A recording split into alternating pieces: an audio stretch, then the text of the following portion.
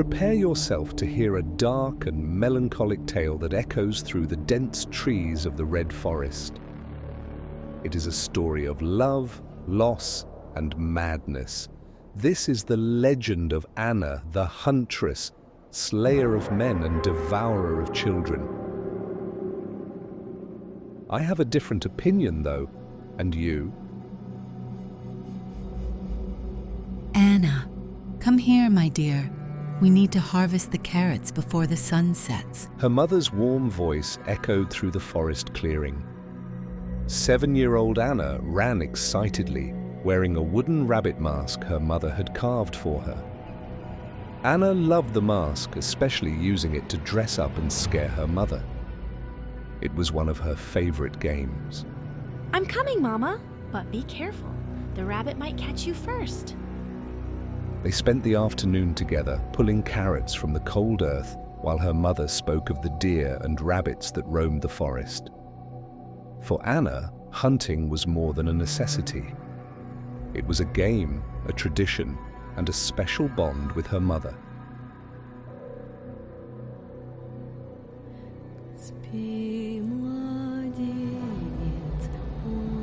That evening, as they prepared venison stew with carrots, her mother sang a gentle Russian lullaby.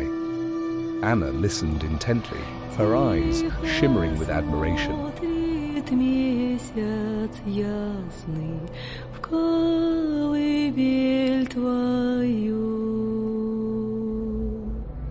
You know, my little one, a good hunter must be cleverer than any animal in the forest. Even cleverer than a rabbit, right, Mama? Yes, even cleverer than a rabbit. Her mother replied, stroking Anna's hair. That moment felt eternal, but the tranquility of their forest nights was about to end.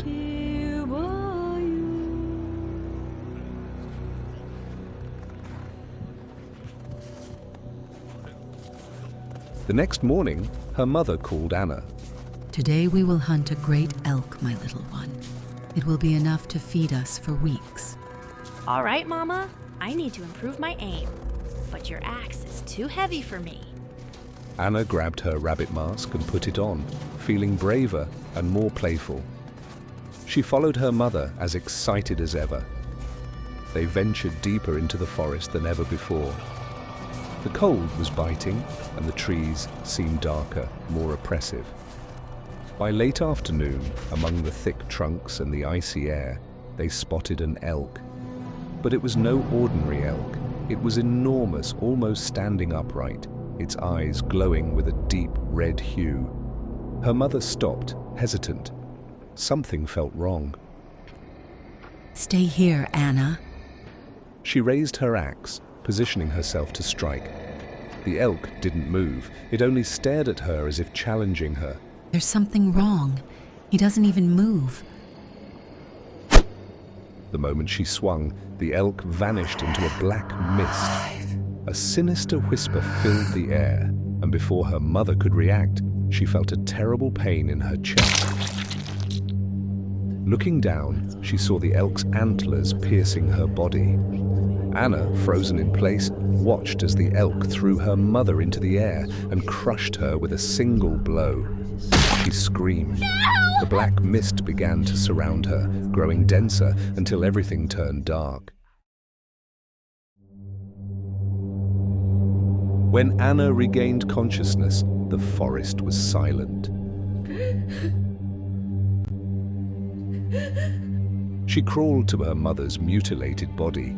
Blood stained the ground, and the metallic scent was overpowering. Mama, please, Mother, wake up. She held her mother's cold face. Then, against all laws of life, her mother opened her eyes and began to sing. It was the same lullaby she had sung every night. Anna wept, clinging to her mother's lifeless body, rocking back and forth as she listened to the melody. And when the song ended, her mother went still once more.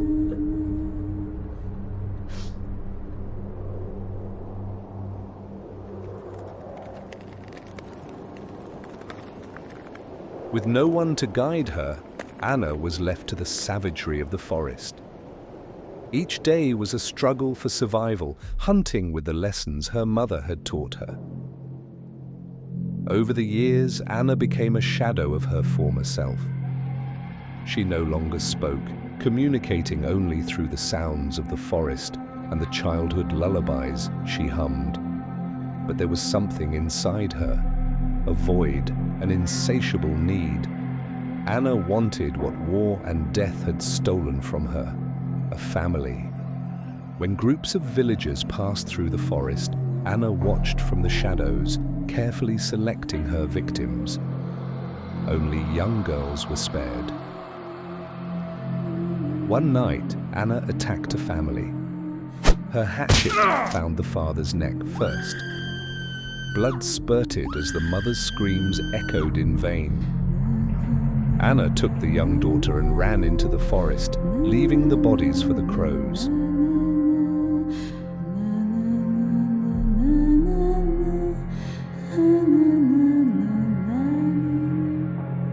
The girl, terrified, was tied up in the basement of Anna's cabin, along with other children. They could barely speak, all sick and malnourished. Anna did her best to feed them, but she didn't know how to care for them. One by one, the children died. Each death pushed Anna further into madness, eroding any trace of humanity.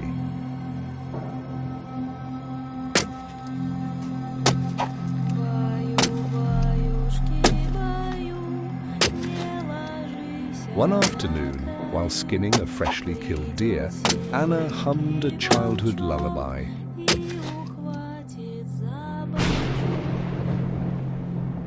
The black mist began to form around her cabin. She felt the air turn icy and the shadows grow longer.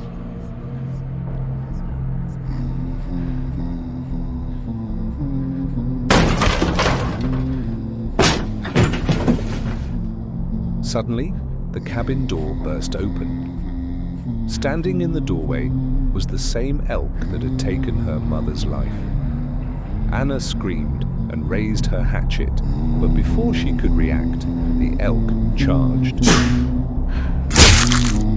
The mist enveloped her, and everything went black.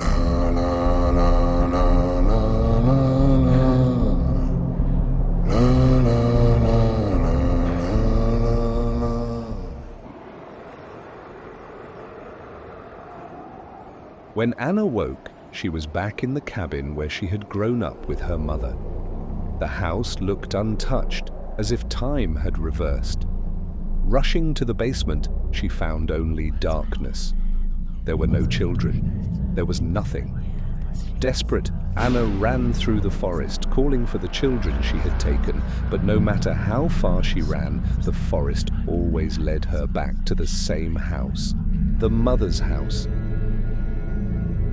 Now, Anna roams the red forest, her mind shattered by loss. Her childhood lullaby echoes among the trees as villagers whisper tales of the Huntress, the woman who slays men and devours little girls. And so, Anna became yet another legend, another nightmare in the darkness of the forest. Did Anna die as a child? What drives the entity to handpick souls as pure and innocent as young Anna? And the elk, what is its connection to the entity?